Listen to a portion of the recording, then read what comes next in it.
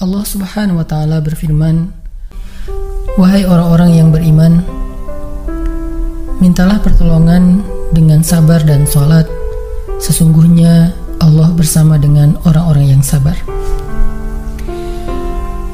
Kita sering mendengar ayat ini disampaikan oleh para ulama, para dai, para ustadz tentang bahwa salah satu di antara cara menjemput pertolongan Allah Subhanahu wa Ta'ala itu adalah dengan melakukan ibadah sholat.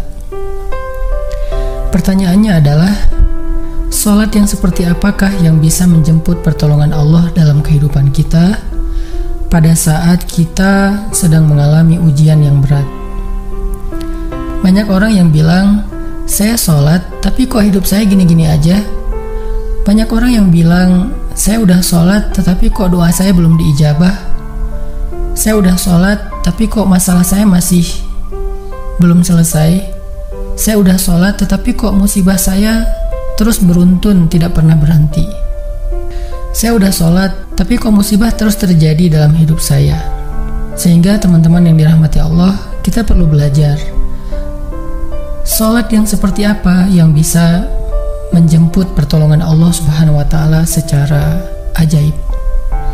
Seperti yang dikatakan Nabi tentang bab ihsan, ketika engkau beribadah kepada Allah, seolah-olah engkau melihat Allah. Jika engkau tidak bisa melihat Allah, maka yakinlah Allah melihatmu. Di sini Nabi mengajarkan kepada kita tentang sholat yang terkoneksi langsung dengan Allah Subhanahu wa Ta'ala. Terkoneksi dalam yakin dan iman sampai seolah-olah kita melihat Allah.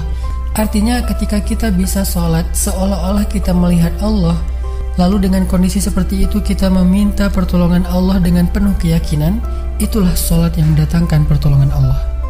Atau kalau kita nggak bisa membayangkan bahwa kita melihat Allah karena itu memang sulit, maka yakinlah Allah melihat kita dan itu pasti. Artinya bahwa Allah itu pasti mendengar kita, melihat kita, dan sedang menunggu apa yang kita butuhkan.